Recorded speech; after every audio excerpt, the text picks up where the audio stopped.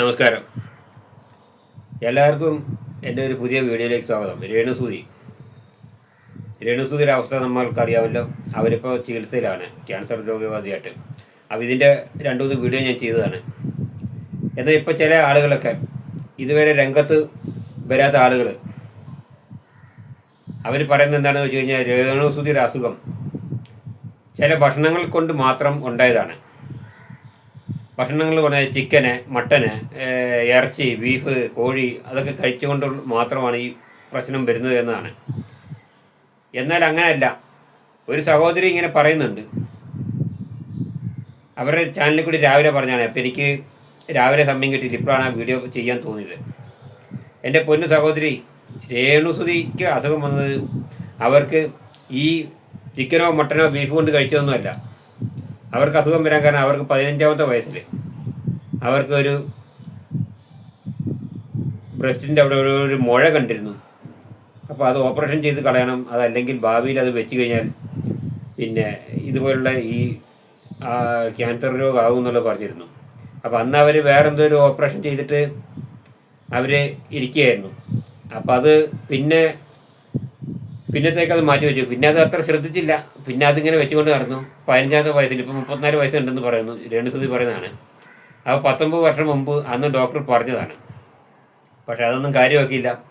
അങ്ങനെ വെച്ച് നടന്നതിൻ്റെ പേരിലാണ് അതിപ്പോൾ പിൽക്കാലത്ത് ഇങ്ങനെ ഒരു ഇപ്പോൾ ഈ ഒരു അസുഖത്തിന് വരാൻ കാരണം. എന്തായാലും നമുക്ക് ഈ സഹോദരി പറയുന്ന വീഡിയോ ഒന്ന് കാണാം. ചിരിക്കാൻ വേറൊരു വഴിക്കൊന്നും പോകണ്ട.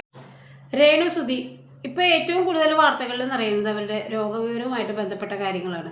അവർ ബ്രസ്റ്റ് ക്യാൻസറിന് ചികിത്സയിലാണ്. ആ ചികിത്സയിൽ അവരുടെ ശ്വാസകോശത്തിലേക്ക് അത് പടർന്നിട്ടുണ്ട്. സ്റ്റേജ് 3 ആണോ 4 ആണോ എന്നൊക്കെയുള്ള രീതിയിലുള്ള അഭ്യൂഹങ്ങൾ. ഇത് വേറെ ആരുമല്ല, അവരുമായിട്ട് അല്ലെങ്കിൽ അവരുടെ വീട് പണിത് കൊടുത്തിട്ടുള്ള ഫിറോസ് എന്നുള്ളൊരു ബിൽഡറാണ് ഫേസ്ബുക്കിൽ അവർക്ക് വേണ്ടിയിട്ട് പ്രാർത്ഥനാ സഹായം ആവശ്യപ്പെട്ടത്. തീർച്ചയായിട്ടും ഇനി ആരും അവരുടെ എതിരെ ഇങ്ങനെ നെഗറ്റീവ് കമൻറ്റ് ഇടരുത്. അവരിപ്പോൾ വല്ലാത്തൊരു ക്രിട്ടിക്കൽ സ്റ്റേജിലാണ്. അവർക്ക് വേണ്ടി പ്രാർത്ഥനാ സഹായം വേണമെന്നുള്ള രീതിയിലാണ് ഫിറോസ് അഭ്യർത്ഥിച്ചിട്ടുള്ളത്. ഇനി ഇതിനെ ശരിവെക്കുന്ന രീതിയിൽ അവരുടെ ഇൻസ്റ്റാഗ്രാം റീലുണ്ട്. അവരുടെ ചേച്ചിയും ചേച്ചിയുടെ ഹസ്ബൻഡും കോട്ടയം മെഡിക്കൽ കോളേജിലെ ആ റിസപ്ഷനിൽ നിൽക്കുന്നതും എനിക്ക് വേണ്ടി ചേച്ചിയും ചേട്ടനും വരി നിൽക്കുന്നു എന്നുള്ള രീതിയിലുള്ള ഒരു ക്യാപ്ഷനോട് കൂടിയിട്ടാണ് രേണു ആ റീലിട്ടിട്ടുള്ളത്. രേണു ഒരിക്കലും രേണുവിൻ്റെ ഇൻ്റർവ്യൂവിൽ ഈ രോഗവിവരം അഭ്യൂഹങ്ങളൊക്കെ പടരുമ്പോൾ കോട്ടയം മെഡിക്കൽ കോളേജിൽ ഒരു സ്റ്റാഫ് മുഖാന്തരം ഷെഫീന ബീവി എന്ന് പറഞ്ഞ ഒരു യൂട്യൂബർ ഇത് പുറത്തേക്ക് വിടുമ്പോഴും ഇതിനെ പറ്റി ശരിവെക്കുന്നതോ ശരിയല്ല എന്നുള്ള രീതിയിൽ ഒന്നും രേണു പ്രതികരിച്ചിട്ടില്ല. ഓരോ ഇൻ്റർവ്യൂവിലും ചേച്ചിക്ക് ഇങ്ങനെ ഒരു അസുഖം ഉണ്ടോ എന്ന് ചോദിക്കുമ്പോൾ രേണു ഒരിക്കലും എനിക്കിതില്ല എന്ന് കർട്ടൻറൈസ് ആയിട്ട് പറഞ്ഞിട്ടില്ല. എന്നാൽ ഇതെങ്ങനെ ഹോസ്പിറ്റലിൻ്റെ എത്തിക്സിന് എതിരായിട്ട് പുറത്തു വന്നു, അല്ലെങ്കിൽ ഇങ്ങനെ മാമോഗ്രാം എന്നുള്ളൊരു ചെക്കപ്പിൻ്റെ പ്രാധാന്യത്തെ പറ്റി അവർ സംസാരിച്ചിട്ടുണ്ട്. ഏകദേശം 30-50 ഇടയിലുള്ള സ്ത്രീകൾ മസ്റ്റായിട്ടും ഒരു പ്രാവശ്യമെങ്കിലും മാമോഗ്രാം ചെയ്തിരിക്കണം എന്നവർ പറയുന്നുണ്ട്. അതിൻ്റെ ആവശ്യകത, അത് നമ്മൾ നേരത്തെ അറിഞ്ഞാലുള്ള ഗുണങ്ങൾ, എങ്ങനെയുള്ള കാര്യങ്ങളെ പറ്റിയൊക്കെ അവർ ആധികാരികമായിട്ട് സംസാരിക്കുമ്പോൾ തീർച്ചയായിട്ടും അവർ മാമോഗ്രാമിന് വിധേയമാവുകയും അവർ സിലിക്കോൺ ബ്രസ്റ്റ് ഘടിപ്പിക്കുന്നതിന് ബോംബെയിൽ ചികിത്സയുടെ ഭാഗമായിട്ട് ചെന്നപ്പോൾ അങ്ങനെ ബ്രസ്റ്റ് അവർ പരിശോധനയ്ക്ക് വിധേയമാക്കിയപ്പോൾ ആ ഡോക്ടർ പറഞ്ഞൊരു സംശയത്തിൻ്റെ മേലാണ് അവർ കോട്ടയം മെഡിക്കൽ കോളേജിൽ വന്ന് ഫർദറായിട്ടുള്ള മാമോഗ്രാമും നീഡിൽ ടെസ്റ്റൊക്കെ ചെയ്യുന്നതും ആ രോഗം സ്ഥിരീകരിക്കുന്നതും ആ രോഗം ഏകദേശം ശ്വാസകോശത്തിലേക്ക് പടർന്നിട്ടുണ്ട് എന്നുള്ള രീതിയിലൊക്കെയുള്ള അഭ്യൂഹങ്ങൾ വരുന്നതും. എന്തായാലും രേണുസുതിക്ക് എന്തായിരിക്കും ഇത്ര പെട്ടെന്ന് അവരുടെ ഒരു ലൈഫ് സ്റ്റൈൽ എന്ന് പറയുമ്പോൾ, സുതി മരിക്കുന്നവരെ ഒരു ദരിദ്രമായിട്ടുള്ള ചുറ്റുപാടിലായിരുന്നു. സുതി മരിച്ച ഒരു 6-7 മാസത്തിനുള്ളിലാണ് അവർ ദാസേട്ടൻ്റെ കൂടെ, അല്ലെങ്കിൽ ആ ദാസൻ എന്ന് പറഞ്ഞ ആളുടെ കൂടെ ആദ്യത്തെ റീല് ചെയ്യുന്നത്. ചാന്ത് കുടഞ്ഞൊരു സൂര്യൻ മാനത്ത് എന്ന് പറഞ്ഞുള്ള ആ ചാന്തുപെട്ട എന്നുള്ള സിനിമയിലെ പാട്ടിനോട്. അങ്ങനെയാണ് അവർ ശരിക്കും പറഞ്ഞാൽ വൈറലായിട്ട് മാറുന്നതും. പിന്നെ അവരുടെ ആ ഒരു സെലിബ്രിറ്റി സ്റ്റാറ്റസിൻ്റെ ഗ്രാഫ് ഉയർന്നു. തീർച്ചയായിട്ടും അതുവരെ ദരിദ്രമായിട്ടുള്ള ചുറ്റുപാടിൽ ജീവിച്ച ഒരു സ്ത്രീ എന്നുള്ള നിലയ്ക്ക് ഇങ്ങനെ സെലിബ്രിറ്റി ആയപ്പോഴും വരുമാനം കൂടിയപ്പോഴും അവരുടെ ശ്രദ്ധ മുഴുവനും എങ്ങനെയും മകന് വേണ്ടിയിട്ടും ഒരു വീടുണ്ടാക്കാൻ വേണ്ടിയിട്ടും കുറച്ച് പൈസ സ്വരൂപിക്കുക എന്നുള്ളതാണ്. അപ്പോൾ അവരുടെ ലൈഫ് അവരുടെ കയ്യിൽ നിന്ന് വിട്ടുപോയി എന്നുള്ളതാണ്. ഈ സെലിബ്രിറ്റി സ്റ്റാറ്റസ് ആവുമ്പോൾ അവരൊരിക്കലും അവരുടെ ആരോഗ്യത്തിന് പ്രാധാന്യം കൊടുത്തില്ല. നിരന്തരമായിട്ടുള്ള യാത്രകൾ, ആ യാത്രകളിൽ കിട്ടുന്ന ഭക്ഷണങ്ങൾ കഴിക്കുക, അതും കൂടുതലും പൊരിച്ചതും വറുത്തതുമായിട്ടുള്ള ഭക്ഷണങ്ങൾ, ഹോട്ടൽ ഫുഡിനെ ഒരുപാട് അവർ ഈ ഇടയായിട്ട് അവർ ആ ഫുഡ് കഴിക്കുമ്പോൾ തന്നെ അവർ പൊറോട്ട, ബീഫ്, അതുപോലെ തന്നെ ചിക്കൻ പൊരിച്ചത്, ഇങ്ങനെയുള്ള ഭക്ഷണങ്ങളാണ് കൂടുതലും നമ്മൾ അവരുടെ റീലിലൊക്കെ കഴിക്കുന്നത് കാണുന്നത്. പിന്നെ ആൽബം ചിത്രീകരണത്തിൻ്റെയൊക്കെ ഭാഗമായിട്ട് അപ്പോൾ കിട്ടുന്ന ലോക്കലായിട്ട് കിട്ടുന്ന കടകളിൽ നിന്നുള്ള ഭക്ഷണം. അപ്പോൾ ഒരു സെലിബ്രിറ്റിയെ സംബന്ധിച്ചിടത്തോളം അവരുടെ ആദ്യത്തെ ഫോക്കസ് എന്ന് പറയുന്നത്, ആദ്യമായിട്ടുള്ള ഫോക്കസ് പൈസ ഉണ്ടാക്കൽ തന്നെയാണ്.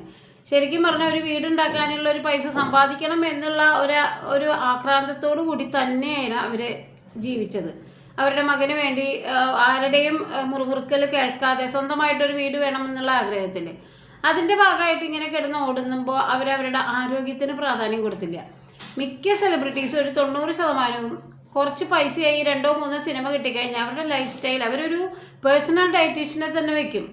അവരുടെ ശരീരഭാരം കൂടാതിരിക്കാനും അവർക്ക് ദോഷകരമായി ഭവിക്കാതിരിക്കാനും കൂടുതൽ ഗ്ലാമർ വയ്ക്കാനൊക്കെ protein rich food, vitamin rich food, അങ്ങനെ അതിന് ഘടകവിരുദ്ധമായിട്ടാണ് നമ്മളുടെ രേണുവിന് ഈ എത്രയും പെട്ടെന്ന് കുറച്ച് പൈസ ഉണ്ടാക്കണമെന്ന ചിന്തയുടെ ഭാഗമായിട്ട് അവർ ഹെൽത്ത് ഒന്നും ഒട്ടും ശ്രദ്ധിച്ചില്ല. കിട്ടുന്ന കണ്ടതും കറി ഇതൊക്കെ അവർ കഴിച്ചുകൊണ്ടിരുന്നു ഓരോ ചിത്രീകരണത്തിൻ്റെ ഇടയിലൊക്കെ. അപ്പോൾ ഈ കൊഴുപ്പ് കൂടിയ ഭക്ഷണം പെട്ടെന്ന് ഒരു വ്യക്തി അതുവരെ കഴിച്ചേർന്ന ഭക്ഷണത്തിൽ നിന്ന് ഘടകവിരുദ്ധമായിട്ട് പെട്ടെന്ന് അവരുടെ ലൈഫിൽ ഒരുപാട് കൊഴുപ്പുകൾ, അവർ ബോംബെയിലും അതുപോലെ ഗൾഫിലൊക്കെ ഈ ഡാൻസ് ബാറിൻ്റെയൊക്കെ ഉദ്ഘാടനത്തിനൊക്കെ പോകുമ്പോൾ അവർ 3-4 ദിവസം ഹോട്ടൽ റൂമിൽ സ്റ്റേ ചെയ്യുമ്പോൾ അവർക്ക് കിട്ടുന്ന ഭക്ഷണം മുഴുവൻ അവർ ഇങ്ങനെയുള്ള ഭക്ഷണങ്ങളാണ്, ഹോട്ടൽ ഫുഡാണ്.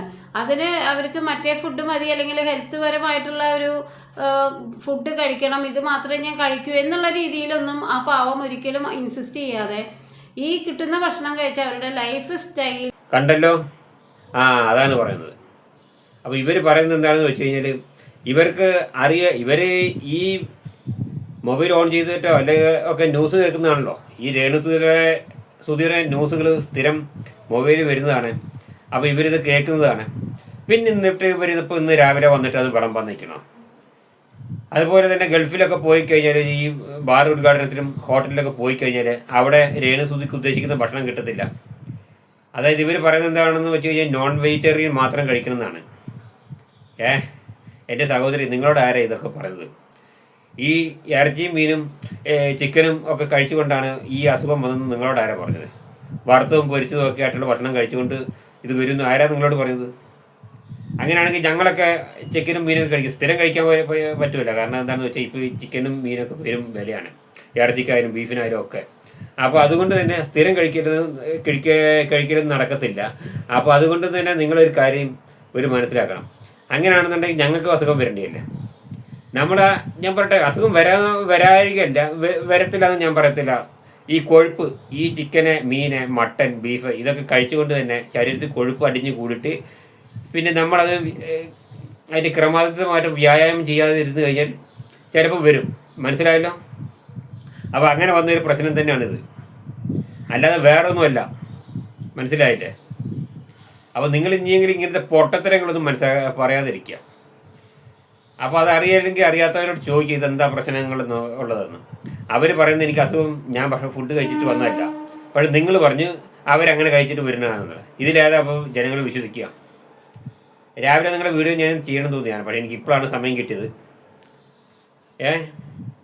ഗൾഫിലോ അല്ലെങ്കിൽ എവിടെയെങ്കിലുമൊക്കെ ഉദ്ഘാടനത്തിനോ അല്ലെങ്കിൽ പ്രൊമോഷൻ്റെ ഭാഗമായിട്ടോ അല്ലെങ്കിൽ പ്രോഗ്രാമിൻ്റെ ഭാഗമായിട്ടോ അവർ പോയി കഴിഞ്ഞാൽ അവർ ഹോട്ടലിൽ താമസിക്കുന്നു. അവിടുന്ന് ഇതുപോലുള്ള ഭക്ഷണം കിട്ടത്തില്ല. വെജിറ്റേറിയൻ കഴിക്കുന്നവർക്കും വരത്തില്ലേ?